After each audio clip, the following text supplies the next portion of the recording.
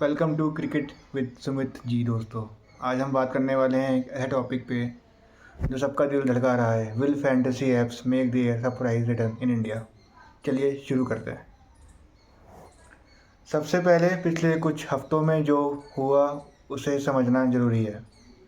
20 अगस्त को लोकसभा ने और 21 अगस्त को राज्यसभा ने एक नया बिल पास किया। इसका नाम है promotion and regulation of online gaming act 2025 और 22 अगस्त को प्रेसिडेंट ने असेंट भी दे दिया। इस एक्ट ने सब रियल मनी ऑनलाइन गेम्स को बैन कर दिया, चाहे वो स्किल बेस्ड हो या चांस बेस्ड, सब बंद। फैंटेसी स्पोर्ट्स ऐप्स जैसे ड्रीम 11 और MPL भी इसमें आते हैं। MPL ने तो तुरंत ही अपने इंडिया स्टाफ को 60% कट कर दिया। लगभग 300 लोग डायरेक्टली इफ़ेक्ट हो गए। वो अब अपना फोकस फ्री टू प्ले और इंटरनेशनल मार्केट्स पर शिफ्ट कर रहे हैं। ड्रीम 11 ने भी अपने पेड कॉन्टेस्ट पॉज कर दिए और सबसे बड़ी बात, उनका 358 करोड़ का इंडियन जर्सी स्पॉन्सरशिप डील भी ख़त्म हो गई।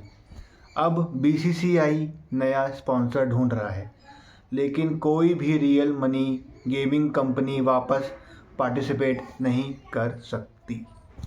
इसका मतलब है कि इंडियन क्रिकेट की इकनॉमी भी शेक हो गई है। अब सवाल है, क्या फैंटेसी ऐप्स कभी वापस आ सकते हैं? देखो, शॉर्ट आंसर ये है कि अभी तो मुश्किल लगता है, बिल्कुल मुश्किल लगता है, क्योंकि एक्ट में क्लियर लिखा है कि रियल मनी गेम्स पर बैन है। और सिर्फ गेम खेलने पर ही नहीं, एडवर्टाइजिंग और पेमेंट प्रोसेसिंग पर भी रोक है। मतलब आप स्पॉन्सर भी नहीं बन सकते और आप भी चला नहीं सकते। लेकिन इंडस्ट्री चुप बैठी नहीं है।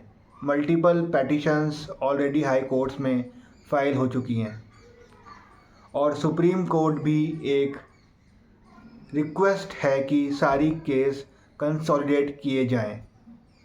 हेयरिंग अक्टूबर के बाद एक्सपेक्टेड है। अगर कोर्ट्स ने बोला कि फैंटेसी स्किल बेस्ड है और बैन अनफेयर है, तो एक नई विंडो ओपन हो सकती है। दूसरा एंगल है लाइसेंसिंग। इस एक्ट में एक नेशनल ऑनलाइन गेमिंग कमीशन बनाने की बात है। वो लाइसेंस सिस्टम ला सकती है। अगर ये फ्रेमवर्क आया तो सिर्फ लाइसेंस रेगुलेटेड और स्किल बेस्ड गेम्स अलाउड होंगे, यानी एक कंट्रोल्ड कमबैक पॉसिबल है। तीसरा एंगल है बिजनेस मॉडल।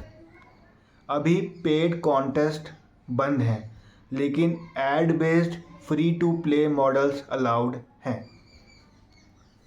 फैंटेसी ऐप्स अगर अपना सिस्टम चेंज करें, नॉन मॉनेटरी रिवॉर्ड्स या सोशल गेम्स बनाते हैं, तो वो इंडिया में चल सकते हैं। ई स्पोर्ट्स और क्विज टाइप गेम्स तो बिल्कुल भी प्रॉब्लम नहीं है। शायद अगले कुछ महीनों में आपको ड्रीम 11 लाइट वर्जन या MPL का फ्री मॉडल देखने को मिले। अब क्वेश्चन आपसे भी है, क्या फैंटेसी ऐप्स फुल पैसा वाले वर्जन में वापस आएंगे या फिर सिर्फ एक फ्री टाइम पास वाला मॉडल बचेगा? मुझे नीचे कमेंट सेक्शन में बताना, ऑप्शन 1 या ऑप्शन 2 लिख के। सच कहूँ तो मुझे लगता है फुल कमबैक तभी होगा अगर सुप्रीम कोर्ट या लाइसेंसिंग फ्रेमवर्क ने ग्रीन सिग्नल दिया। अदरवाइज़ कंपनीज़ को अपना बिजनेस पिवट करना पड़ेगा। और आप सोचिए, एक पूरा 7,000 करोड़ का इंडस्ट्री एक एक्ट के वजह से रुक गया। कितनी जॉब्स, कितना स्पॉन्सरशिप और कितना पैसा क्रिकेट की इकोसिस्टम से वैनिश हो गया। यह सिर्फ गेमिंग की बात नहीं है, यह एक कल्चरल शिफ्ट है। फैंस का एक्साइटमेंट, प्लेयर्स की स्पॉन्सरशिप और मैचेस का बज़, सब पर इसका इफ़ेक्ट दिख रहा है। मैं मानता हूँ कि कुछ ना कुछ कमबैक होगा, शायद पुराने जैसा नहीं, लेकिन एक नए फॉर्मेट में ज़रूर। तो दोस्तों आप बताओ, आपके हिसाब से क्या होगा?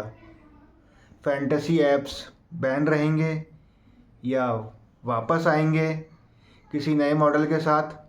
मैं हूं सुमित जी और आप देख रहे हैं क्रिकेट विद सुमित जी। अगर आपको ये वीडियो पसंद आई है तो लाइक, शेयर और सब्सक्राइब ज़रूर करना। मिलते हैं अगले वीडियो में। Till then stay curious, stay connected. जय हिंद।